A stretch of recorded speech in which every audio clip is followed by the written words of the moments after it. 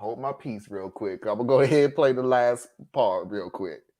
This is the second part of the downfall of the Black Panthers. Organization.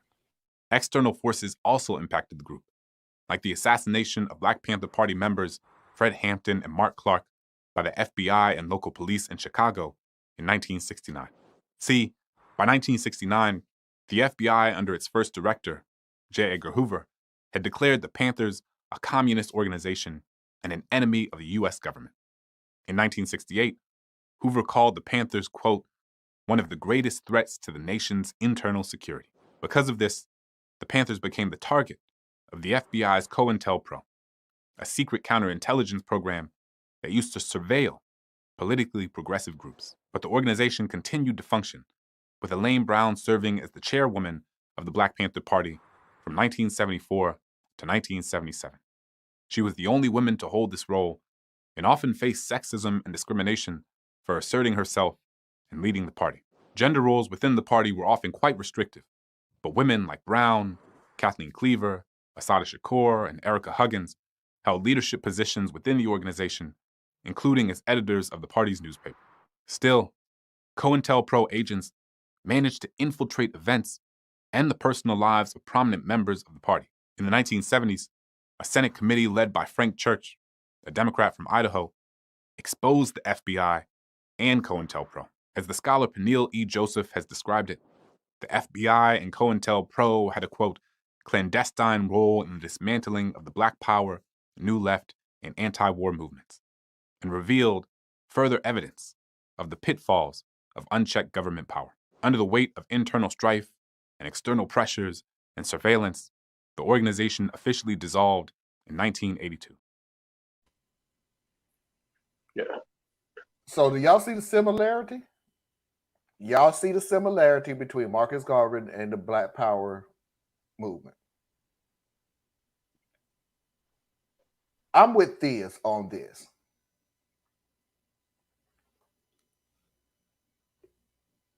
They don't attack people that's not powerful. They just don't do it. I have always laughed, and I still do. The government is watching you through your phone and through your emails and through Syria and through blah, blah, blah, and blah, blah, blah, and blah, blah, blah. And it's like, I hate to tell you this to you, bro, but you ain't that damn important. You just not. You are the importance of marketing. That's your importance. They try to figure out which toilet paper you go buy, and that's why they may be listening. You ain't important enough for them to be that deep in your. These people, the two that I just showed you, were that important. And the first thing check this out. Oh, I'm sorry. Let me say it real quick. And the first thing that they did on both of them, and like I said, I didn't get a lot on Marcus Garvey, but the first thing that they did was isolate. They're dangerous. See if these words sound familiar to you. They're dangerous. They're radical. They're too far. They're leftists. They're communists. They're socialists. Communists. They're blah, blah, the whole thing. Do these not what we're still doing right now in 2023? We're saying the exact same words, word for word. It's the same stuff. They haven't even used anything different. And why did they do it? Yeah, they were dangerous to their control. Yeah, that's one thing I do say about the FBI that people, and I might be wrong, but I'm pretty sure I'm right here. The FBI is neither good nor bad. The FBI exists for one purpose, to protect the status quo. They basically, law enforcement says, we are not here to make things right. We are here to enforce what we're told to do. Basically. Legislatures are supposed to make what's right. And if they have not, then it's on you as the population to change your legislatures so that we will only enforce what we're supposed to. But until then, we're just following orders. That's pretty much how the FBI works. So when you look at an entire group or segment of the population that is saying we are tired of being oppressed. We're tired of having to look at our 6-year-old child and explain to them why they're treated differently at school in the year of 2023. We're tired of trying to console our 9 and 10-year-old child as they're trying to reconcile why they're not treated the same, why someone used a word that didn't feel good to them, but they don't quite know what it is. We're tired of the fact that we go to school in these so-called more equal situations, but we can't make it into college because our families do not have the luxury of multiple generations working their way through this system so that a few of them can own property that they can then use to send their child to college without having to hope for a scholarship. We're tired of the fact that no matter how good or bad the economy is, we are always twice the unemployment rate. No matter how good or bad it is, we're always twice. That's not accidental. We're 13% of the population. The black man is approximately, 6% of the black population? And yet we're 30% of the prison population. That's not individual failure. That's systemic. That's targeted. And we're tired of it. So when you have these organizations and these groups who come together over time, and you have those voices that rise up and they say that this is not acceptable, we will not accept this. In fact, we reject you the way you reject us. You become a problem. And the FBI has to deal with the problem. And that's what they've done at every single juncture throughout our history. So I'm telling you folks, they're going to do it. They're going to keep doing it. That's their mission statement. That's what they need. That's what they do. But here's a cool thing.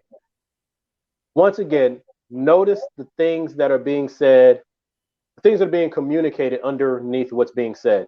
As that gentleman was presenting part of the narrative on the Black Panther Party, and I know we're just taking one part of the excerpt. We was talking about some of the things that led to its dysfunction. And I'm not saying the dysfunction wasn't real, but I am going to point to this.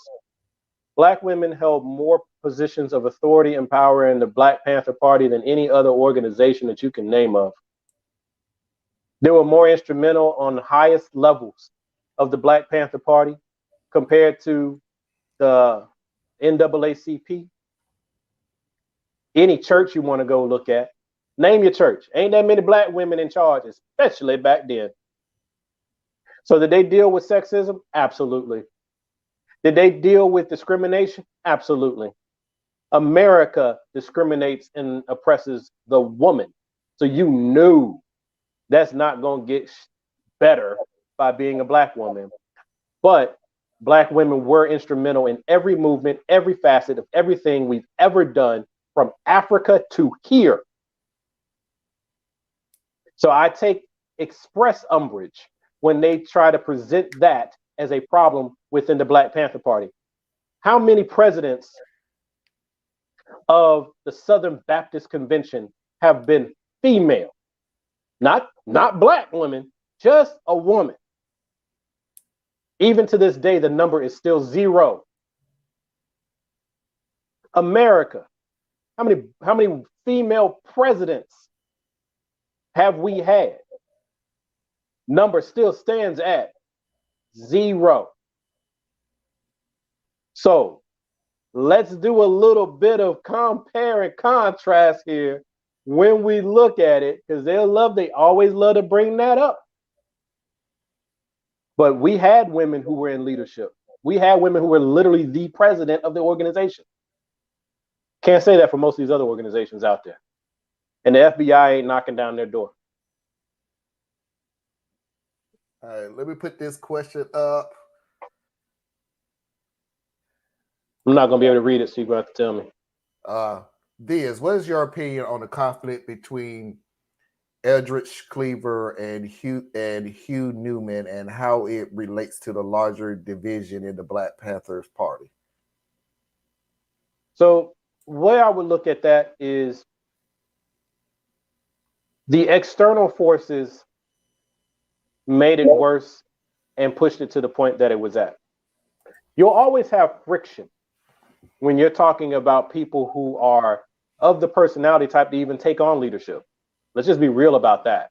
There's a certain personality type that it takes to say, I'm going to lead a vanguard movement that will literally stand up to all levels of government. That's not your normal person. So you have Huey and you have Bobby. Bobby is more laid back. He's the brain. They're both geniuses, but he was more like the brains behind the operation. He's more about the organizing side of things. And then you had Huey, who was more the firebrand, very well spoken, funny voice, but very well spoken, and was able to draw that energy, right? Eldridge Cleaver is someone who was also brilliant and able to use words and have a certain swagger about himself that drew people to him.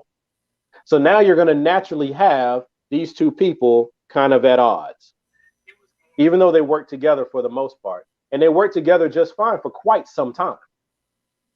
But ego is a funny thing. And both of these men have big egos. Now, if you're dealing with the full force of the U.S. government, Federal Bureau of Investigation, the FBI at this point had taken down Marcus Garvey, Elijah Muhammad, Malcolm X, Martin Luther King, all right? They had cleaned house on all of these organizations. Now it's time for the Black Panther Party. And they're young people at that. So do I think that there was a legitimate grudge between these men? Absolutely. And there was also a grudge between the third leg, which is Bobby Seale, because he felt both of the other ones were getting a little bit too high-minded and thinking too much of themselves and getting off track. But the FBI literally wrote fake letters, made fake phone calls, inserted informants and saboteurs into the organization to sow discord. So one of the things, and that's to answer your question, Parker, but one of the things that I don't remember if it came out of, I think it was Fred Hampton who actually instituted this, but I could be wrong. If you have a problem, so like Marlon and I, we do these conversations and we work on different things. So let's say on my organization that I grow out, me and Marlon become two of the heads of that organization. One of the best things that the Black Panther Party tried to institute was if there is ever a disagreement or a problem, we must talk to each other face to face, right? Do not rely on anything that's written. Do not rely on anything that's being said to you. You know each other. We know each other. That doesn't mean that we may not get to the point where we can't stand each other. That does not mean we may not get to the point where we are truly at odds with each other. But since we know what we are responsible for and what we are building, the Black Panther Party had that as part of their agreement. You bring it to your brother. Right. And what the FBI was really good at doing was breaking these types of things up. And by using informants, and by using saboteurs, by making sure that you pit the psychological profiles of someone as unstable as Eldridge Cleaver and someone as ego-driven as Huey Newton, and you put them, make them think that each one is talking about the other one, we take care of the rest ourselves. And that was part of what destroyed the Black Panther Party. All right. I hope everybody got something from this. I know I did. I got a more deep understanding what was going on. And these will continue because I made the decision that I'm going to use the rest of February, which it's not much of a rest of February, but I'm going to use March as more Black History Month. So we're going to learn each and every show. This Sunday is crap. What is this Sunday? I told you things. What was this Sunday? This Sunday. Oh, don't do that to me. You know my memory is like a drunk gerbil. I don't know. This Sunday is going to be about something Black. So y'all tune in. So we're going to go ahead and take